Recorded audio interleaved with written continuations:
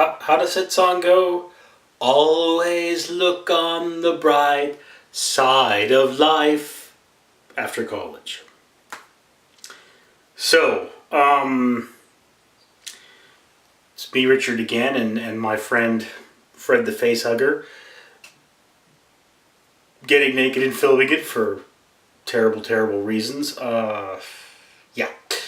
So, Trisha Hirschberger's last naked blog was about life after college, and so I'm, I guess, responding with my experiences.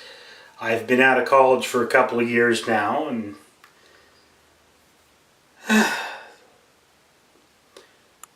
Trisha, you went to college on a scholarship. I didn't. I, however, worked through college, so I didn't have to worry about debts when I got out. I paid all that. The average American, on the other hand, isn't so lucky. Fred never went to college because, you know, he's not really alive. But that's beside the point.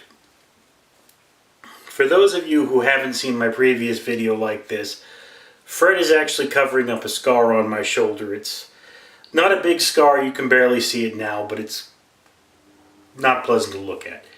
In any case, here's the thing about me in college. When I finally got to the university level, I got my AA, Associate Arts degree. I moved on to the university, and I was going for theater arts.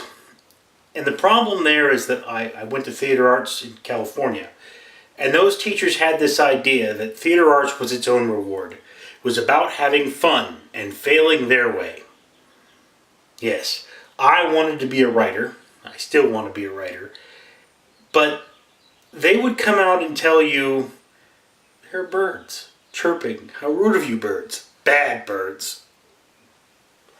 The teachers would come out and tell you that no matter what you did, you were never going to make any money in theater, but you should do exactly what they did.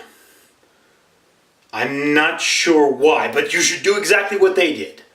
It wasn't about doing something you wanted to do. It was about doing something that they thought was good. So that was my experience, and when I changed majors. I was never the guy that got really good grades in high school or college, but I went and I turned into a psychology major, which has helped me quite a lot in my present profession. You see, I work with the homeless.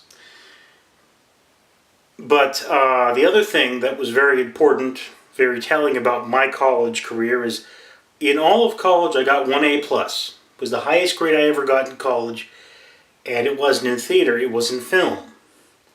I took this moment, one class, I had finagled my theater program into giving me credit for it, and I took a class in film that was film writing, wrote a script, got an A+ on this script, because the teacher had said he would send it to a production company, and then despite my A+, he never did. So think of it this way. Even this teacher thought that his grades were meaningless. And no one's ever been impressed by the fact that I got an A+ for this script. No one's ever cared. So then there I was. I graduated from college, and I had been a part-time student for 10 years, I think. Really long time. I was in my early 30s.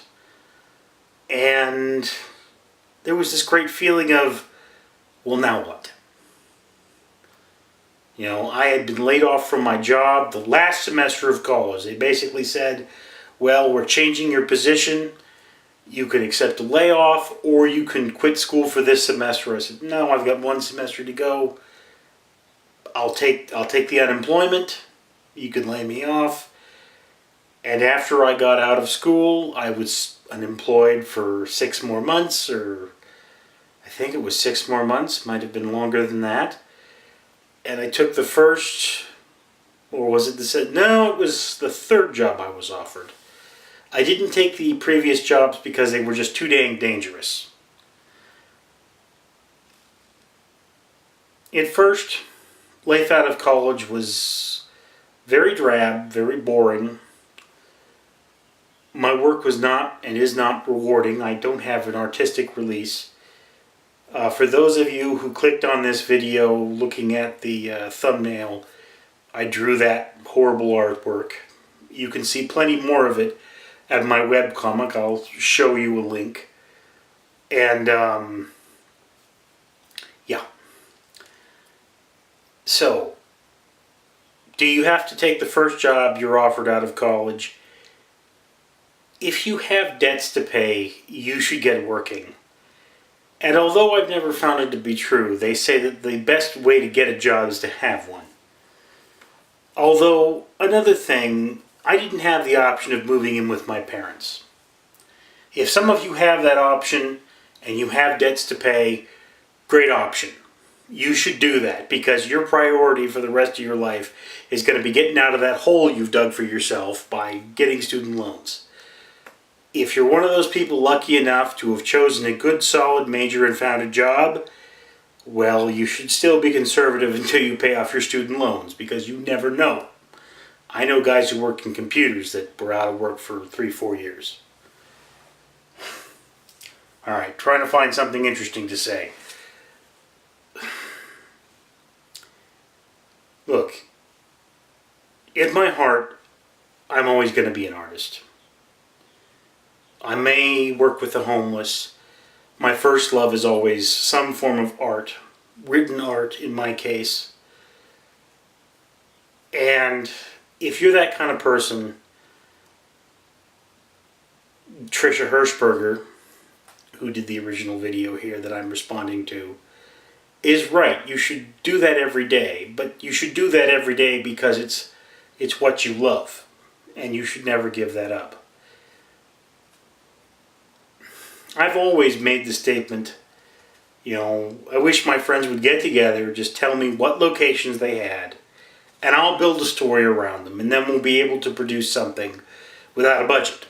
Because we want to produce, look, I work in Hollywood. You throw a stone in Hollywood, you hit somebody who's an aspiring something. Maybe not an actor or an actress, maybe not a singer, most likely a rap artist where I work. A lot of those are homeless. I don't know what it is, but something. And I work with a lot of people who are filmmakers or would-be filmmakers, but it's impossible for us to pool our resources because we just don't want to do the same things. What are you going to do? So, here's the thing. Remember that art is about you, and you've got to keep doing it.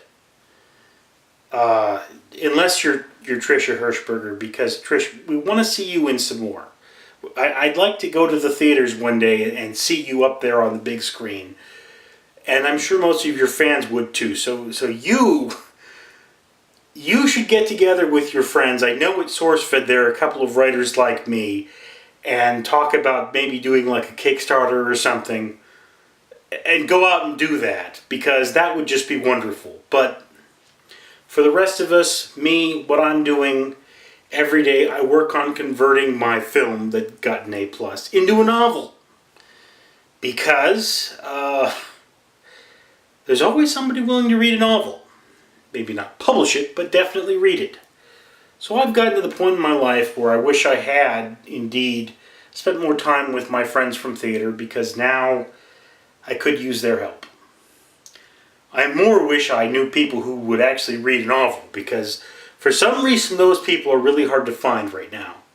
Or at least people who are willing to invest the time and effort it takes into reading a novel that hasn't been published. But there's always someone I can send it to who's very willing to say no, but not very willing to say, this is why I'm saying no.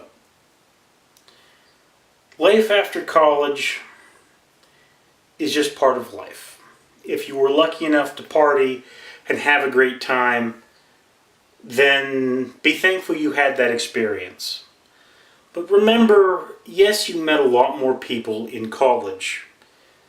But for folks like me, I don't have a lot of friends. When I got my new work, I met new friends.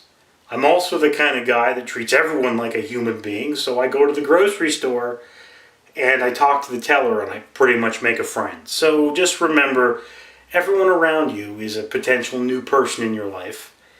And, just go out there and try to live and Don't worry about how many friends you have or how successful you've been, and just remember that whatever happens in life, you just have to meet it at your best stride. Stand up there and deal with whatever it is that comes your way. This is life. There are always unexpected problems. You may be going well and then your car breaks down. You may be going well and you get in an accident. You may be going well and your roommate moves out. All these things are just part of life. In life, real life, we always see adversity.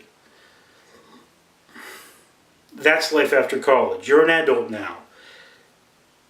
It's not always fun. You begin to feel your mortality and understand that your life will be over someday. So you know what? Don't worry about things you can't change. Spend some time for yourself every day, and remember that you only live once, so try to get as much out of that life as possible. And when you look back on yourself, think, are my accomplishments worthwhile? If the answer is no, well, make them worthwhile. And stop watching scary looking fat guys with facehuggers from Alien on their shoulder, because that's just weird.